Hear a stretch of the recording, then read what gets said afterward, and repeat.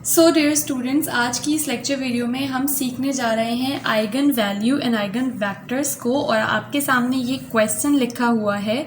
ये क्वेश्चन इसलिए बहुत ज़्यादा इम्पॉर्टेंट है और मुझे लगा कि मुझे इसके ऊपर लेक्चर वीडियो बनानी चाहिए, क्योंकि ये क्वेश्चन मैंने पास पेपर्स में से लिया है और पास पेपर्स में कई दफ़ा ये क्वेश्चन रिपीट हो चुका है। सो इसलिए मैं आप लोगों को इस वाले क्वेश्चन को पूरा का पूरा सॉल्व करके दिखा रही हूँ, क्योंकि एग्जाम पॉइंट ऑफ व्यू से ये क्वेश्चन इम्पॉर्टेंट है। तो सबसे पहले हमारा जो फर्स्ट स्टेप होता है वो क्या होता है कि हमें निकालनी होती हैं आइगन वैल्यूज़। तो आइगन वैल्यूज़ निकालने के लिए जो हमारा फर्स्ट स्टेप है उसके लिए हम लिख देते हैं स्टेप 1। और यहाँ पर हमें याद होना चाहिए एक फॉर्मूला, जो कि मैंने आप लोगों को प्रीवियस लेक्चर वीडियो में भी बताया था। हमारा फॉर्मूला होता है a minus lambda I into X is equals to 0। जहाँ पर आपको पता होगा कि a गिवन मैट्रिक्स होता है, लेमडा आपके पास कांस्टेंट है, i आइडेंटिटी मैट्रिक्स है और x जो है वो अननोन्स होते हैं।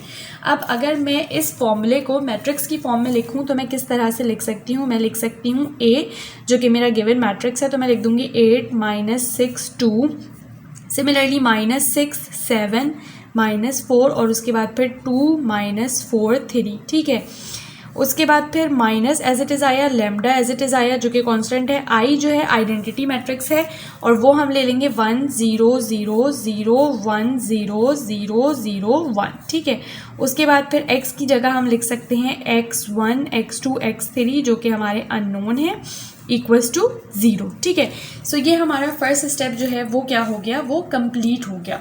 अब हमारे पास आएगा second step eigen value find out करने का। तो स्टेप नंबर 2 में हमें क्या करना होता है? हमें लेना होता है mod of a minus lambda आई को इक्वल्स टू 0 के। ठीक है, तो अब यहाँ पर आपने क्या करना है, a आपके पास एज इट इज़ आएगा, लेमडा और i को आपने आपस में मल्टीप्लाई करके लिखना है। ठीक है, और उसके बाद आप जब a माइनस लेमडा आई लिखेंगे, यानी a माइनस लेमडा आई जब आप करेंगे तो आपके पास ये क्या बन जाएगा, ये आपके पास बन जाएगा 8 माइनस लेमडा।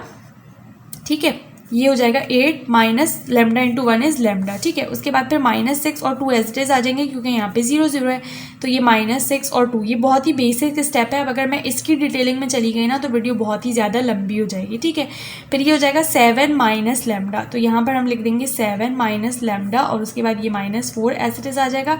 फिर हो जाएगा 2 माइनस 4 और उसके बाद ये आपके पास हो जाएगा 3 माइनस लेमडा। ठीक है, इसको आपने कर देना है इक्वल्स टू 0 के।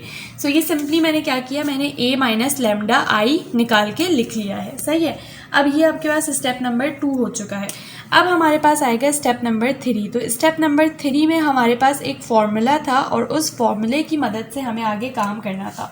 तो अगर मैं आप लोगों के सामने फॉर्मूला लिखूं तो फॉर्मूला क्या था हमारे पास? फॉर्मूला था हमारे पास लेमडा क्यूब, उसके बाद फिर आता था minus sum of diagonal elements. ठीक है, जिसको मैंने शॉर्ट फॉर्म में SODE लिख दिया है।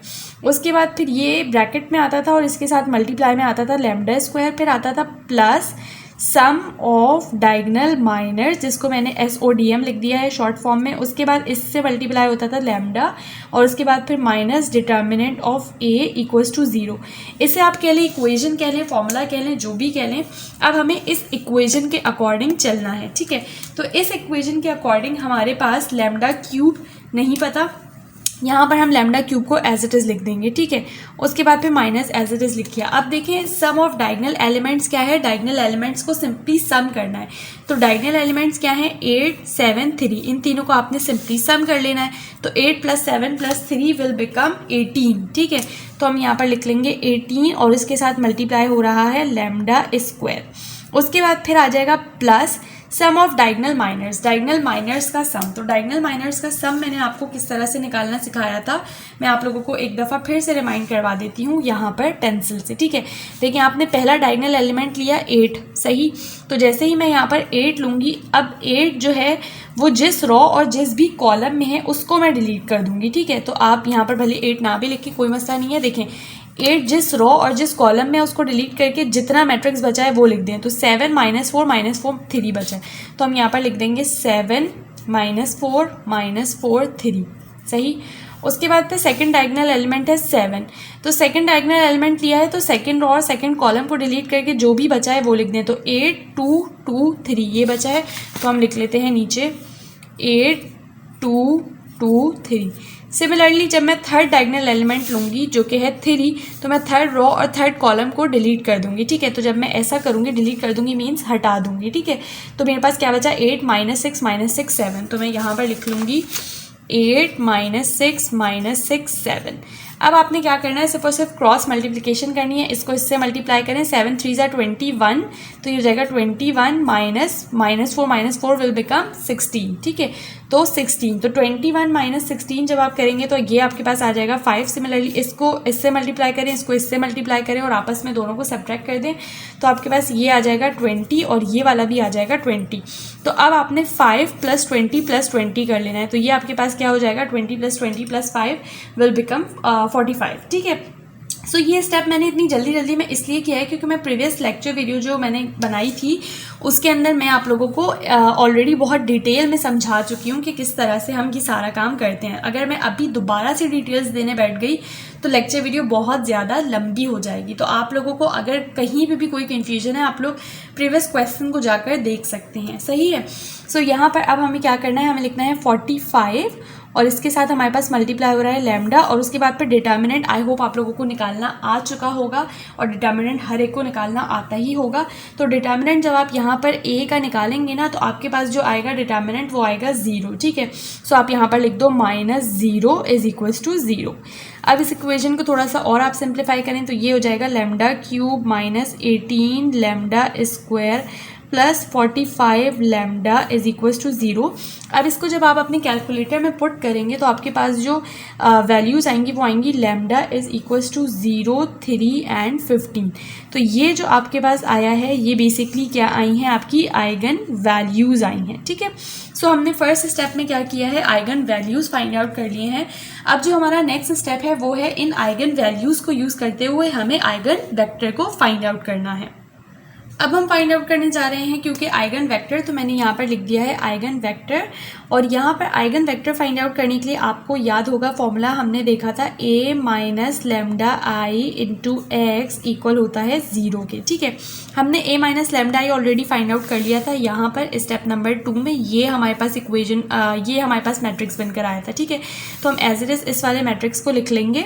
तो हमारा मैट्रिक्स क्या है, 8 - λ -6 2, उसके बाद फिर है -6 7 - λ और उसके बाद है फिर 4 -4 है सॉरी, फिर है 2 -4 और 3 - λ, ठीक है। तो ये हमने A - λI लिख लिया। ये मल्टीप्लाई हो रहा है x से, तो x आपके पास क्या है अननोन, जो कि है x1 x2 x3 और इसके बाद है = 0। तो ये हमारा स्टेप हो गया, ठीक है। अब आपने क्या करना है, आपने पहली आइगन वैल्यू ले लेनी है फॉर λ = 0, ठीक है। अब जब आपने λ को 0 लिया है तो यहाँ पर जहाँ जहाँ λ है वहाँ आपने 0 पुट करके इस वाले मैट्रिक्स को सॉल्व करना है। तो जब आप ऐसा करेंगे तो आपके पास ये क्या हो जाएगा, 8 - 0 विल बिकम 8, उसके बाद फिर -6 और 2 एज इट इज़ आ जाएंगे, फिर ये -6 एज इट इज़ ये आ जाएगा 7 और उसके बाद फिर -4 और उसके बाद फिर 2 -4 और उसके बाद फिर 3, ठीक है। उसके बाद आप यहाँ पर लिखेंगे x1 x2 x3 = 0। अब आपके पास क्या करना है, सिंपली आपने रो और कॉलम को मल्टीप्लाई करके इक्वेशंस बना लेनी है। तो आपके पास जो इक्वेशंस बनेंगी वो बनेंगी 8x1 - 6x2 + 2x3 = 0। Second equation बनेगी -6x1 + 7x2 - 4x3 = 0 और उसके बाद फिर 2x1 - 4x2 + 3x3 = 0। ये आपके पास बन गई है 3 इक्वेशंस, ठीक है। अब हमें इन तीनों इक्वेशंस को सॉल्व करना है और x1 x2 x3 की वैल्यूज़ फाइंड आउट करना है। उसके लिए हम यूज़ करते हैं क्रैमर्स रूल। तो यहाँ पर हम क्रैमर्स रूल को इस्तेमाल करेंगे इक्वेशन 2 और 3 के लिए। क्रैमर्स रूल यूज़ करने की क्या कंडीशन थी वो भी मैं आप लोगों को प्रीवियस क्वेश्चन के अंदर बहुत डिटेल से समझा चुकी हूँ कि क्रैमर्स रूल आप लोग कैसे कैसे यूज़ कर सकते हैं और वो कौन सी कंडीशंस होती हैं जहाँ पर आप लोग क्रैमर्स रूल को यूज़ नहीं कर सकते, ठीक है। So I am not going to repeat those things here again. आप लोगों ने इक्वेशन 2 और 3 को यूज़ करना है और क्रैमर्स रूल को अप्लाई करना है। सो यहाँ पर आप देखें क्रैमर्स रूल के अकॉर्डिंग मैं लूँगी x1 = -x2 = x3 और उसके बाद फिर आपके पास आता है डिनोमिनेटर, ठीक है। तो डिनोमिनेटर में जब आप x1 लेते हैं तो आप क्या करते हैं, x1 को गायब करके बाकी का लिख लेंगे। तो 7 - 4 - 4 3, तो मैं यहाँ पर लिख लेती हूँ 7 -4 -4 3, ठीक है। उसके बाद फिर यहाँ पर आपके पास आ जाता है x2, तो x2 के लिए आप x2 वाले को गायब करें और अब लिखें तो ये देखिए -6 2 -4 3, तो हम लिख लेते हैं -6 2 -4 3 और उसके बाद फिर इक्वल्स टू x3, तो x3 के लिए आपने x3 वाले को ख़त्म करना है, तो आपके पास बचा -6 2 7 -4, तो हम लिख लेते हैं -6 2 7 -4, सही है। अब आपने आगे जो है वो सॉल्व करना है, तो ये आपके पास हो जाएगा x1 अपॉन, अब आप देखिए यहाँ पर आपने इन दोनों को मल्टीप्लाई करना है और इन दोनों को मल्टीप्लाई करना है और आंसर को आपस में सब्ट्रैक्ट कर देना है।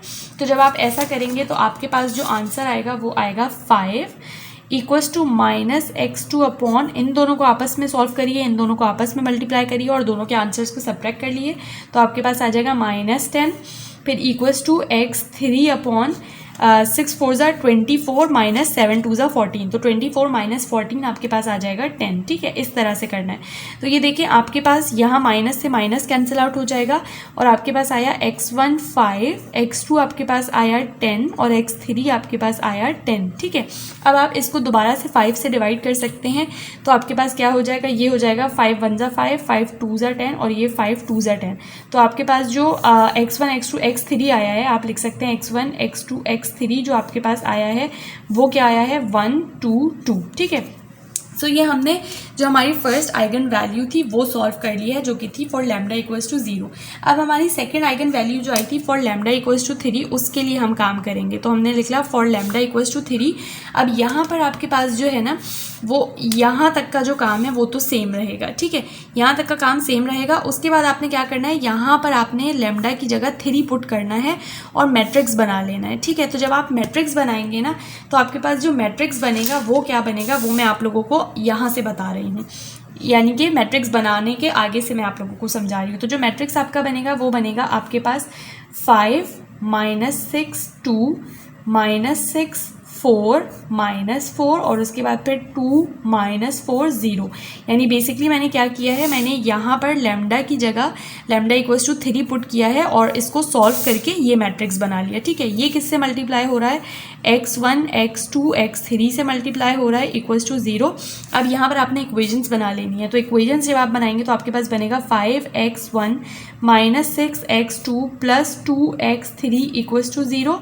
Similarly -6 x1 plus 4 x2 minus 4 x3 equals to 0 और फिर 2 x1 minus 4 x2 plus x3 equals to 0। ये आपके पास बन गई तीनों इक्वेशन। अब आपने क्रैमर्स रूल अप्लाई करना है और x1 x2 x3 find out कर लेना है। तो मैं इन दो यानी इक्वेशन 1 और 2 के ऊपर क्रैमर्स रूल अप्लाई करने जा रही हूँ। तो अकॉर्डिंग टू क्रैमर्स रूल हम लिखेंगे x1 is equals to minus x2 is equals to x3। उसके बाद फिर डिनोमिनेटर्स आ जाएंगे। तो x1 का जो डिनोमिनेटर है वो क्या होगा, x1 को छुपा के -6 4 2 -4, तो हम लिख लेते हैं -6 4 2 -4, ठीक है। फिर आपके पास x2 का डिनोमिनेटर आ जाएगा तो 5 -6 2 -4, तो हम लिख लेते हैं 5 -6 2 -4 और उसके बाद फिर x3 का डिनोमिनेटर लिख लें तो आपके पास वो होगा 5 -6 4, सही है। अब आपने सिंपली क्या करना है, इसको सॉल्व करना है। तो जब आप सॉल्व करेंगे तो x1 अपॉन इसको इससे करेंगे, यानी 6 4 ज़ा 24 24 माइनस 4 2 ज़ा 8, तो 24 माइनस 8 विल बिकम 16। सिमिलरली यहाँ पर करें -x2 अपॉन 5 4 ज़ा, ये आपके पास हो जाएगा 20 माइनस 6 2 ज़ा 12, यानी 20 माइनस 12 हो जाएगा। तो ये आपके पास आएगा -8 is equals to x3 upon 5 4 ज़ा 20 माइनस 36, तो ये आपके पास आ जाएगा 20 माइनस 36 विल बिकम -16, सही है। सो ये हमारे पास आ गए हैं। अब आपने इस माइनस को इस माइनस से कैंसिल आउट कर देना है। आपके पास x1 आया 16, x2 जो आया आपके पास वो आया 8 और x3 जो आपके पास आया है वो आया है -16। अब इसको दोबारा से आप 8 से डिवाइड कर सकते हैं, तो ये हो जाएगा 2 1 -2। तो अब आप यहाँ पर लिख सकते हैं कि आपके पास जो x1 x2 और x3 आए हैं वो क्या आए हैं, वो आपके पास आए हैं 2 1 -2। ठीक है, अब आपने थर्ड आइगन वैल्यू को यूज़ करना है जो कि आपके पास आई थी फॉर लैम्डा इक्वल्स टू 15। ठीक है, तो अब ये आप जो है वो अपना असाइनमेंट समझें कि आपने लैम्डा इक्वल्स टू 15 के लिए खुद ये सारा काम करना है जो मैंने अभी आपको करके दिखाया, क्रैमर्स रूल अप्लाई करना है। और आपके पास जो x1 आएगा ना इसमें वो आएगा 2, x2 जो आएगा आपके पास वो आएगा -2 और x3 जो आएगा वो आएगा 1। तो अब आपने रिजल्ट लिखना है, तो आप लिखेंगे आइगन वेक्टर। ठीक है, और उसके बाद फिर आपने आइगन वेक्टर्स लगाने हैं इक्वल्स टू आइगन वेक्टर। आपके पास जो फर्स्ट आइगन वैल्यू थी उसके लिए क्या आए हैं 1 2 2। उसके बाद फिर जो सेकंड आइगन वैल्यू थी उसके लिए आपका क्या आया था आइगन वेक्टर 2 1 -2। और जो थर्ड आइगन वैल्यू है उसके लिए क्या आया है आपके पास 2 -2 1। सो यहाँ पर हमारा ये जो क्वेश्चन है वो ख़त्म होता है। हमने क्या किया, जो हमारा गिवन मैट्रिक्स था यानी कि ये, इसके लिए हमने आइगन वैल्यू और आइगन वेक्टर दोनों ही फाइंड आउट कर लिए हैं।